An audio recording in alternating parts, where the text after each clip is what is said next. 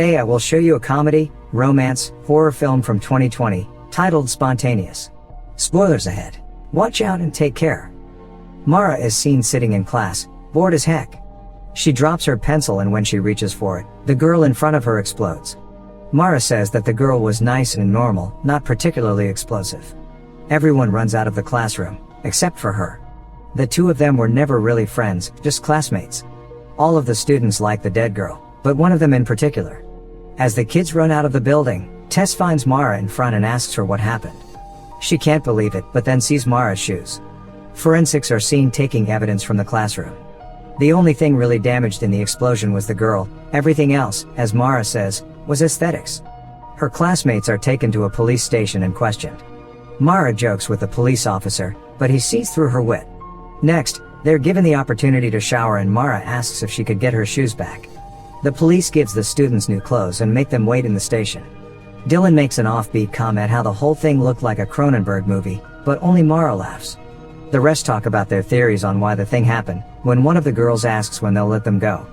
Mara says that will happen when they can be sure if the thing doesn't happen again to one of them. Mara's parents pick her up from the police station and bring her home. When they arrive she goes to her room and smokes pot, then gets a text from someone telling her that they have a crush on her. They continue texting and she giggles. The girl's funeral is the next day. Mara and Tess watch as the girl's father takes a sticker from his car. Then they go to get some shrooms from the Dalton twins. Tess thinks it's a bad idea. Later, they're getting coffee and Mara puts all of the mushrooms in her latte. The two of them were friends since they were very young and plan to remain friends until they're old and live in a beach house together. They talk about the girl that died, when Dylan approaches and asks to join them. He flirts with Mara and she realizes that he was the boy that texted her before. Dylan tells them that what happened made him think about life and that now he wants to live his to the fullest. Mara gets sick because of the mushrooms and throws up in the toilet, while Dylan holds her hair. She starts hallucinating and tells him about it. He thinks that that's awesome. Her hallucinations continue through the night and he stays with her. They talk about what happened, saying that they both missed seeing it. Dylan gets her home and asks her out on a date. Later, her and Tess are lying in her bed and talking. Mara says that she won't continue taking drugs. Tess asks if she's cried yet and tells her that she cries all the time. It's the day of the homecoming game and the two girls arrive at school wearing costumes. They see that the other students have built a shrine for the dead girl, when Dylan joins them. He recognizes Mara's costume as Carrie. Later the two of them talk in the library and she asks him how he got a crush on her. He tells her that it started on the first day he saw her and everything grew from there. The day the girl died and Mara said that it could happen to all of them too made him decide to ask her out and stop waiting for the right moment. At the game, she's taking photos of the jocks, waiting for their jerseys to line up and spell something dirty. He laughs at her jokes, then she tells him about the moment she realized she liked him. They have a nice moment together, when something happens during the game. Everyone runs out screaming, because one of the players has exploded. Dylan grabs Mara's hand and drags her out of there. They hug behind the sports arena. The city becomes an important news story. The media has dubbed what happened the Covington curse. Tess and Mara attend the latest memorial, where everyone fondly remembers the boy that died. The next day, her parents inform her that school has been canceled indefinitely.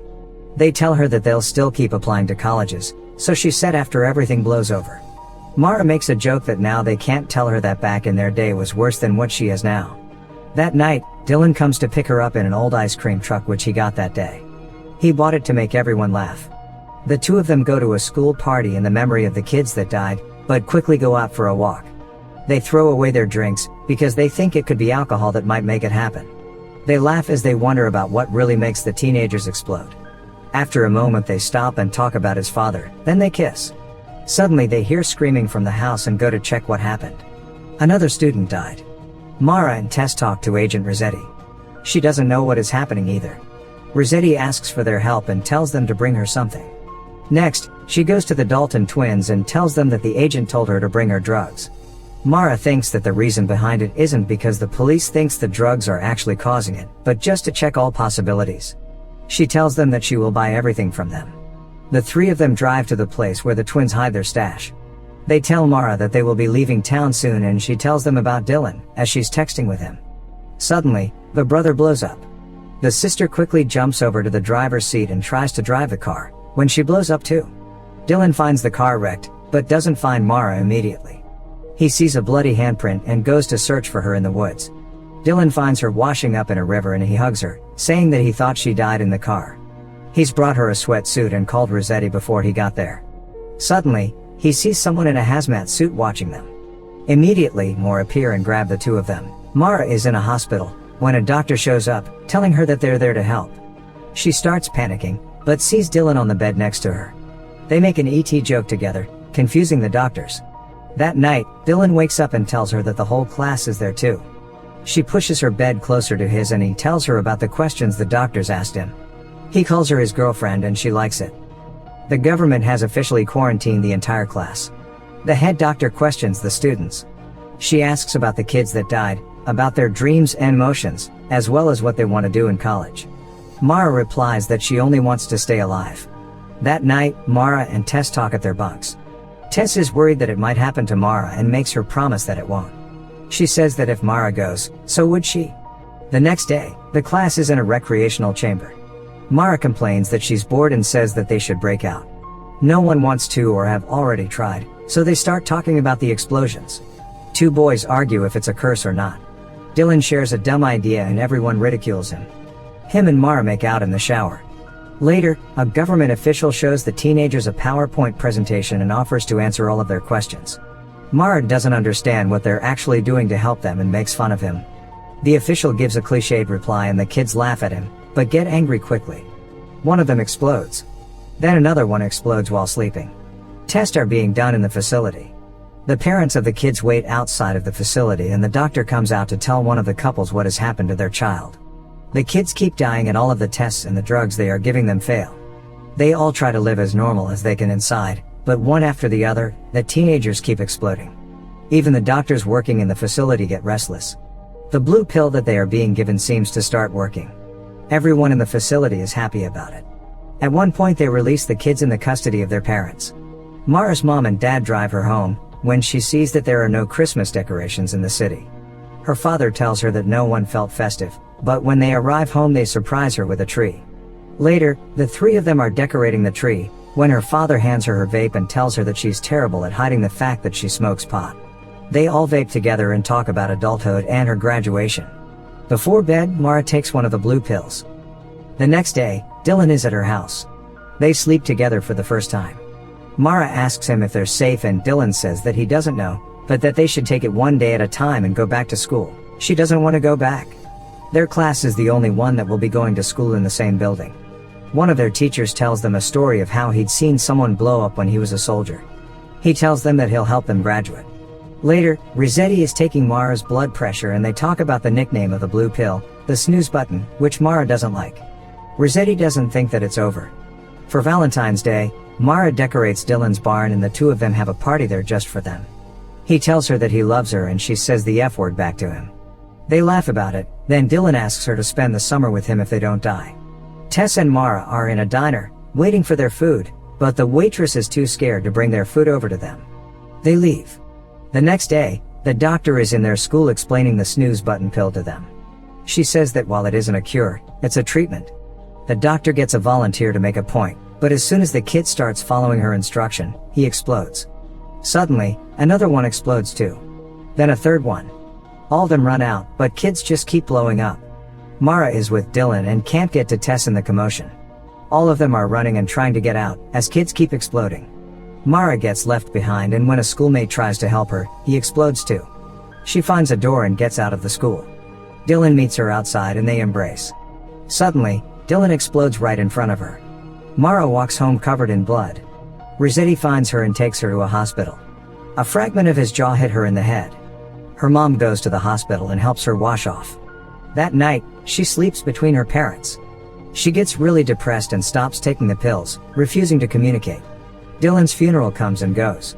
Tess tries to get her out of her room, but Mara just sits there watching videos of Dylan. At one point she leaves her room and makes cocktails for her dad. Mara calls the cocktail "All My Friends and Boyfriend Are Dead." She drinks the drink and her dad tells her that he's not equipped to deal with this. Mara tries to joke, but just keeps getting drunk. She leaves her house that night drunk and the next day shows up at Tess's house, still drunk. They argue about going to school. Tess doesn't know how to help her because Mara has lost all hope. She goes to school, leaving Mara behind. After that, Mara storms a protest about the curse, then steals alcohol from a store. The people that work there let her take it. Agent Rossetti waits for her in front of the store, and when Mara tries to throw her a bottle of vodka, she breaks her window.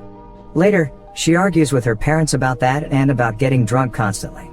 They want to help her, but she doesn't want to play along and make them feel better, considering that she too might die soon. Mara goes to her room and thinks about going to prom, but then enters a message board where other students are talking about the Covington curse. They are calling her the curse and she believes them. Mara goes to her school and visits the memorial for the first girl, then her classroom, and finally the place where Dylan died. It's the night of the prom and Mara is sitting on a swing. Tess joins her and they start talking about their future again. She tells Mara that she's leaving Covington that night. Before she leaves, Tess tells Mara that she'll always be her best friend. Mara eventually makes it to prom, drunk. The atmosphere inside is terrible. Everyone is doing their own thing and she laughs about it, then goes to spike the punch. Her teachers don't do anything about it. She takes it with her and drinks it alone.